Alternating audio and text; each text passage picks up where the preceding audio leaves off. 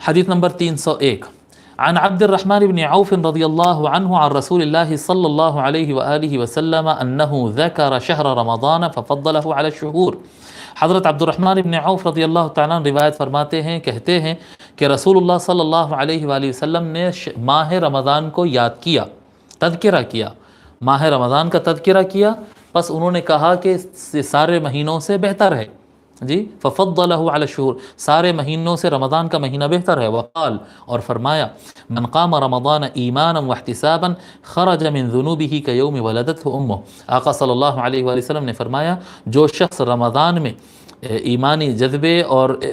ثواب کی نیت کے ساتھ اٹھ کر رات میں عبادتیں کرتا ہے، وہ اپنے گناہوں سے ایسے نکل جاتا ہے جیسے وہ اس دن تھا جس دن اس کی والدہ نے اسے پیدا کیا۔ اس حدیث کو امام نسائی نے روایت کیا، اور انہی کی ایک روایت میں ہے، قال رسول اللہ صلی اللہ علیہ وآلہ وسلم،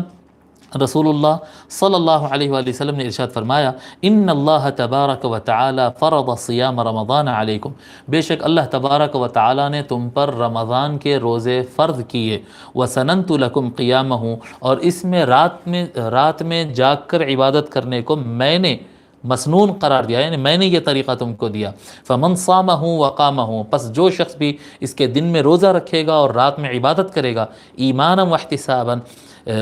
جذبہ ایمانی کے ساتھ اور احتساب کے ساتھ، یعنی ثواب کی نیت کے ساتھ، خرج من ذنوبہ کیوم ولدتہ امہ، وہ گناہوں سے اس طرح سے نکل جائے گا، اس دن کی طرح ہو جائے گا جس دن اس کی ماں نے اسے پیدا کیا۔ اس حدیث کو امام نسائی